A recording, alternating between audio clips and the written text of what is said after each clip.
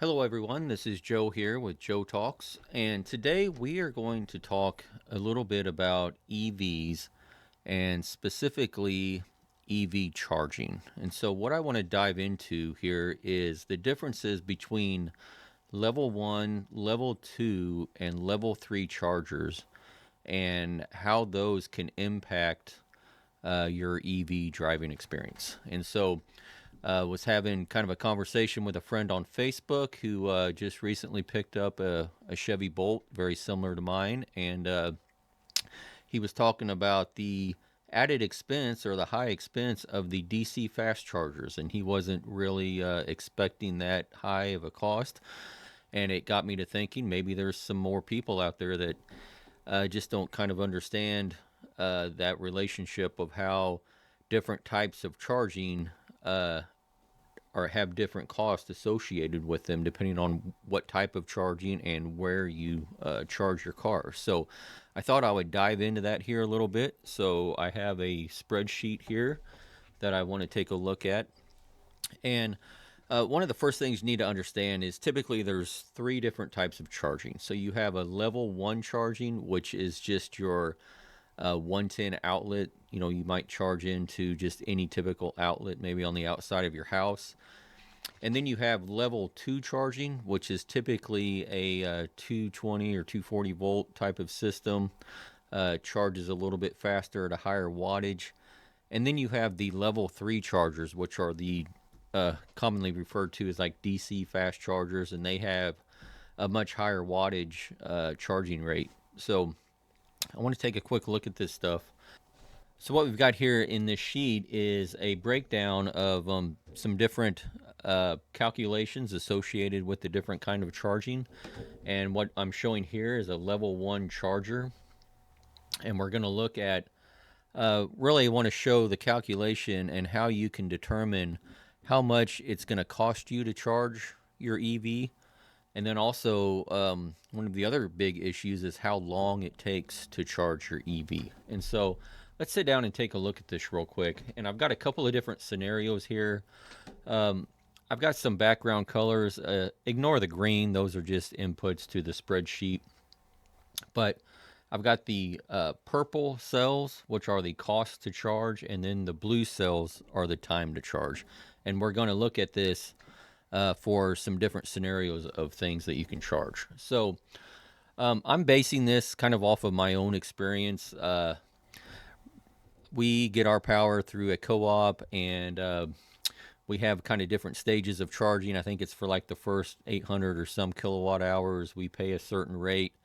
And then anything above and beyond that, we pay 7.5 cents for a kilowatt hour. So you can kind of imagine we burn through that first 800 kilowatt hours with our just conventional home usage, HVAC, whatever.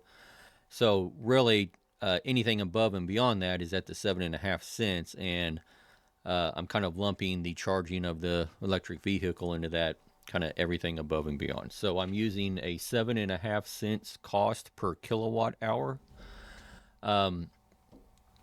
And a level one charger that you plug into a wall typically is going to charge at about 1.9 kilowatts. And so that's what we've got right here.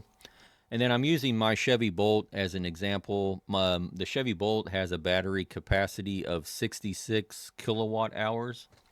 Now, I'm kind of throwing around that term kilowatt hour. If you're unfamiliar with that unit of measure, you can think of that as describing how much charge a battery can hold. So oftentimes in electricity, we kind of compare electricity with water, just to conceptually in your mind. So you could think of the battery being maybe a bucket, 5-gallon bucket of water, and then the amount of water in that bucket you could measure and call that like a kilowatt hour. So it's just kind of how full the battery is. And so the Chevy Bolt has a 66 kilowatt hour capacity. And then, so I'm doing two different scenarios here. One is if you were to completely deplete the battery down to zero charge. And so hypothetically, hopefully this would never happen, but like if you ran your battery completely dead and had to get a tow truck, if you wanted to completely charge that battery back from completely zero to 100% charge. And so that's what I'm doing in this calculation right here. And then I also wanted to do more of a real world scenario. So again, using myself as an example, I drive about 100 miles a day round trip to work and back. And so that's, you might be more interested in, well, what am I going to experience day in and day out? Because you're not ever going to completely deplete your battery. What you really are interested in is, what am I going to experience in my day-to-day life? And so that's what I'm doing right here, is that secondary calculation of, what if you were doing a 100-mile round trip to and from work? So that's what I've got right here. Is my daily drive is 100 miles. Typically with an EV, we look at the efficiency, and with a conventional car, when we talk about efficiency, we talk about miles per gallon. But in an EV, we look at miles per kilowatt hour. And so typically with the Chevy Bolt, it gets usually anywhere between 3 and 4 miles per kilowatt hour. I think Chevrolet, in all of their marketing, they revolve that around 4 miles per kilowatt hour. So that's what we'll use right here. And then the rest of this is just calculations. We're going to calculate total cost to recharge, the time to recharge, and then we'll put this in another metric for miles per dollar spent, or dollars per mile traveled, which is what we're going to look at right here. And then we want to obviously compare this to a conventional gas car or an ICE car, or ICE stands for internal combustion engine. So we'll make that comparison over here. And so down here in the bottom with the gas car, we're just looking at what is the cost of a gallon of gas. So I think today, gas is right around $3.30 a gallon. And then we can look at the amount of energy per gallon of a gallon of gasoline. So there's roughly 33 kilowatt hours in 1 gallon of gasoline. And so from there, we can kind of back calculate and do a direct comparison with our energy cost. We can look at, well, what does it cost for a kilowatt hour of energy, but using gasoline instead of electricity? So that's what we're doing right here. And then it's also kind of interested, we talk about in the first calculation, what does it cost to completely fill up a 66 kilowatt hour battery?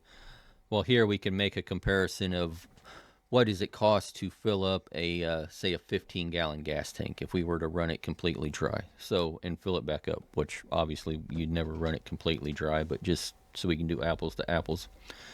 And so from there, we can do those same calculations. So let's take a look at this real quick. So if we use those inputs of 7.5 cents cost per kilowatt hour, and we charge with just a level 1 charger. So say you just want to plug into your 110 outlet. If your batteries were completely discharged, it would take you almost 35 hours to charge your car, and it would cost you just under $5. So that's a pretty alarming number. If you're thinking you're going to go buy an EV and just plug it into your house and be able to charge your car up and run it again the next day, kind of keep that in mind. If you're just using a 110 outlet, it's going to take a long time to charge that car. If you're only driving 5 or 10 miles a day, maybe you could get by with it, but realistically, probably not. And let's go look at our real world example here. So if we drive 100 miles a day, so we're not completely depleting the batteries, we're just, we're using about 25 kilowatt hours during that 100-mile trip. If we assume that 4 mile per kilowatt hour, it's going to burn that 25 kilowatt hours. It's going to cost us just a little under $2, so about $1.88. But again, look at this time to recharge. You're over 13 hours to recharge your car. So say you were going to work and you came home at 5 o'clock at night and plugged your car in right away and didn't drive it anywhere else, well, that thing wouldn't be charged up until 6 o'clock the next morning. So that is kind of a real world application there, and you really want to keep that in mind.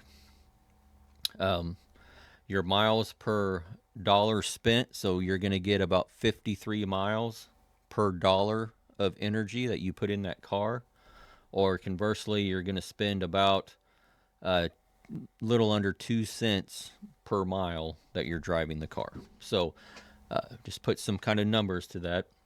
And then let's just make that comparison with a gas car at $3.33. We are spending about 10 cents per kilowatt hour. We're spending just a little under $50 to fill that gas tank up to go and see if we are at 33 miles per gallon. We're getting about 1 mile per kilowatt hour. So compare that to the electric car where we're getting 4 miles per kilowatt hour. So you can kind of see that the electric car is 4 times as efficient, right? And so we can look at these numbers. You're talking about $3 per day, or typical daily usage, 3 gallons, excuse me, not $3. Typical daily kilowatt hour usage is 100. So right on line with that efficiency ratio. With the electric car, we're burning about 25 kilowatt hours. With the gas car, we're burning about 100 kilowatt hours. Let's look at that cost. So if we look at the cost to charge our car, it was $1.88. If you look at the cost for that gas car to go that same 100 miles, we're at $10, right? And so you might say, well, that isn't the 4-to-1 ratio. Well, that's because of the cost of the fuel. So our fuel up here is $3.30 a gallon, or about 10 cents per kilowatt hour, versus the 7.5 cents per kilowatt hour that we're paying from the electric company. So kind of gives you that comparison. Now let's go look at the next level up. So let's look at the level 2 charger. When we talk about in-home level 2 chargers, there's two styles that you can use. So there's kind of what I call a mid-range level 2, and this would be a charger that you plug into, say, a dryer outlet or something of that nature, and it's going to charge at about 3.8 kilowatts.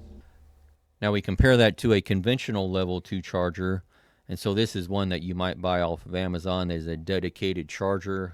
I use a wall box unit, but ChargePort, there's all kinds of different companies that make these. It charges at 7.6 kilowatts. So we can make that same comparison we did with the level 1. Cost to recharge is the same, roughly. I mean, you're putting the same amount of energy into the car at the same rate, so we're not going to spend any more money. But look at the time to charge. So as we move up in wattage in our charger, the time to charge goes down. So with that kind of mid-range, plug it into the dryer outlet charger, to completely charge that 66 kilowatt hour battery, you're looking at 17 and a half hours roughly. And with the level 2 at 7.6, you're at 8.7 hours. But we go down here and we look at our real world example. Again, cost is exactly the same. But with that mid-level, now you're at about little over 6.5 hours. And then with the conventional level 2, you're at about 3.5 hours, little under 3.5 hours. And I will tell you, with my drive, that is pretty consistent. I get home about 5:30 or 6 o'clock. I put my car in the charger. Come about 9:30, I'm getting a notification on my phone app telling me that, hey, my car's completely charged. So that is what I experience in the real world. We look at our miles per dollar per mile. Again, it's going to be the same because we're putting the same amount of energy into the car. We're just doing it at a different rate or a different speed. So that gives you kind of a comparison to the types of chargers that you might use on an at-home application. Now, we also have scenarios where we're going to charge in public charging stations. And so in the public charging stations, you're going to find most often you're going to find these to be level 2 chargers. And so they're going to charge at the 7.6 kilowatt rate. And then you also have the DC fast chargers. And then for my car, specifically the Bolt, in this example, it's going to charge at about 50 kilowatts. But different cars are different. Teslas, they charge at a different rate. So let's take a quick look at the public chargers. So what we're going to find here is the charge rate is the same as far as how fast it charges. But the difference that you're going to find is the cost associated with that charge. So I don't typically use public chargers just because I don't have a need to, but I will say a couple weeks ago I went to Walmart and I used one of their chargers. It was a level 2 charger, and I paid 24 cents per kilowatt hour for that charge. So keep that in mind, not only the added cost of the charger, but also keep in mind, if you make a long distance trip, maybe to go shopping somewhere and you deplete your batteries down, keep in mind that when you pull into one of these department stores and they've got a charger setting out in the parking lot, that is most likely going to be a level 2 charger, which means, let's say you make a 100-mile trip with that level 2 charger, it's going to take 3 hours to replenish that energy back into the batteries. So maybe if you go to a mall and you're going to spend 3 hours, it'll be fine. But if you think you're going to go to Target or something and you run in and go grocery shopping real quick and come back out and be completely charged again, it's not going to happen. So keep that in mind. So charging rate's the same, but let's take a look at the cost associated with this, right? So now that we're paying 24 cents per kilowatt hour, if we look at our cost to make that charge, again, if we were completely charging the batteries, we go from just under $5 to now being almost $16, right? $15.84. Still takes the same amount of time. Let's look at our real world example. We go from spending $1.88 to now, if you had to charge this using a public charger, you're at $6 to charge. So, still better than the $10 if we were using a gas car, but it's kind of adding more cost now that we're using a public system. So we look at our dollar per mile. We're with our home chargers, we were right at about 2 cents. Now we're at about 6 cents per mile. Compare that to our gas car, we're at 10 cents per mile. So as you can see, when you start using public utilities, the cost goes up, right? And so that's a level 2. So let's look at what a level 3 charger might cost. And so I'm going to disclose I've actually never used a DC fast charger. So I've been driving an electric car for 2 years now, and I've never used one. So I really didn't have any of my own data to go on as far as what it cost me, but I did look up online and I found a few sources. They were kind of all over the map, but it looked like, a 48 cents seemed to be a number that kept popping up. So that's what I plugged in here. So if we take this now, if you're using a level 3 charger at 48 cents, and again, with my Bolt, I'm using 50 watts because I think that's the max it will charge at with a DC fast charger. So your cost almost doubles, right? 24 cents versus 48, so really right at double. But look at how much faster we charge. So to completely charge up a battery pack, we can now do it at 1.3 hours, so just a little over an hour. So keep that in mind. If you're going on a trip somewhere, if you're driving from Kansas City to St. Louis, you're going to have to stop and charge somewhere. You're not going to completely deplete, but say you get down to 10% battery left and you want to charge back up to 100%, you're still looking at about an hour to recharge those batteries. So it's not like a gas car where you can just pull in and fill it up and be on your way. You got some time involved here. Um, when we look at our real world example, to replenish that 100-mile trip you took, you're down to a half an hour. So, that's pretty fast. Not bad. Again, that's really kind of a real world example. Most people, if you're using this as a commuter car, you're probably going to be at that 100-mile or less. So it kind of gives you that real world kind of scenario there. Now, here's where we get the real kicker here. So when we look at the level 3 cost, look at our dollars per mile traveled. We're up to 12 cents per mile. Well, let's compare that to our gas car. Our gas car is only 10 cents per mile. So now, if we were to use a level 3 charger, it is costing us more money per mile than the gas car, right?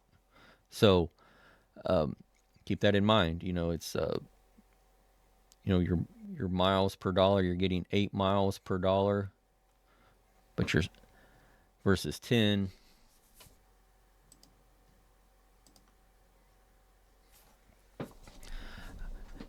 Right. So here, if we look at the miles per dollar, you're getting fewer miles per dollar spent. Right. So keep that in mind. If you have to use a level 3 charger, or you're trying to use a level 3 charger to charge your car, it's going to cost you more than a conventional car getting 33 miles per gallon. So keep that in mind. And as you can see, there's a big difference between using that at-home charger, that at-home level 2 charger at 2 cents per mile versus using a public level 3 charger, which is 12 cents per mile. Now, one thing I do want to disclose about these calculations, I'm kind of assuming everything in these calculations are linear. In the real world, that's not how chargers work on an EV. When an EV car charges, at different points throughout the charge cycle, it will charge at different rates. And so keep in mind that with these calculations, I'm assuming everything's linear, but if you were to really break this down second by second or minute by minute during a charge, you would find that these rates might change. But when you look at it as an average overall, just to do an apples and apples comparison, that's why I'm kind of making those assumptions. But for those of you that are out there saying, hey, these calculations aren't right, yeah, I know. Just keep in mind, I'm just kind of simplifying things a little bit. Now, one other thing I want to talk about is, in these calculations, we on that everyday example, we kind of honed in on that 100-mile round trip, and that taking about 25 kilowatt hours to make that trip. I kind of want to give a comparison to other applications in your home and how much energy gets used. I've heard lots of things all over Facebook. People throw around stuff like the grid not handling EVs and it's going to tear everything down. Well, let's just go take a real quick look at some comparisons to other things in your home. So let's take a quick look at just some other applications that you might find in the typical American home, right? So let's look at if you take a typical 2,500 square foot home, is going to have a 3-ton air conditioner in it, probably something close to that. Depending on the efficiency of that air conditioner, you're in the 34 to 61 kilowatt hours a day. So compare that to the 25 kilowatt hours that your EV is using. Kind of, quite a bit more. Even some of the smaller air conditioners are still in that, 30 kilowatt hour range. If we take a look at your water heater, again, obviously depending on how big your hot water heater is, but typically between 12 and 20 kilowatt hours a day. So kind of right on par with the EV. 100-mile round trip that I use as an example, is kind of high. If you take most people that go on their round trip, let's say they were 30 miles round trip. Well, if we do that changes your daily usage from 25 kilowatt hours to 15 kilowatt hours. So think about that. How much a load is going to be put on the grid by someone driving their car 30 minutes to and from work. It's right on par with a hot water heater, so not that much more. Uh, Look at a clothes dryer. A typical electric clothes dryer is going to burn between 2 and 6 kilowatt hours per load. So, you can imagine if you're doing 4 or 5 loads of laundry, how much load that's putting on the grid. So, again, I hear that a lot. Grid can't handle it. I don't know that I buy that. Um, you could make that argument about EVs, but you could also say, well, if you're that concerned about the grid, why aren't you asking people to turn their air conditioners off, right? So anyway, that's just another point that I wanted to make. Just looking at, above and beyond the EV itself, looking at the greater grid, just to kind of put some things out there for you to kind of calibrate how much this usage actually is compared to other devices in your home. And so the takeaway here is, you really have to put some forethought into driving an EV, right? So you can't jump in an EV and drive it with the same mindset you would have if you were driving a gas car. You really have to think about how you're going to charge, where you're going to charge, sometimes even when you're going to charge, if you have off-peak or on-peak charges with your electric company. All these things come into play. And so I'm not saying all this. I don't want to discourage anyone. An EV, I love EVs. I think they're the greatest thing, especially for a commuter car application. I think they're great. But you really got to give it some thought. It's going to cost you more, a little less, depending on how and where you charge. And so just be thinking about that. And I hope this video helps kind of give you a little more knowledge, a little more background. If you're thinking about getting an EV, I hope this helps you understand that there's some bigger picture things you got to think about and take into consideration before you buy one. And some of this, people throw a lot of hate at EVs. It all depends, as you see here in this calculation. If you're charging at home, they're great. If you're charging in public, not so great, right? So look at your application. EVs are great, but they do have an application, right? I would never, at this point in time, recommend anyone have the EV as their sole source of transportation, but they are a great supplemental car to use if you're just driving back and forth to work every day.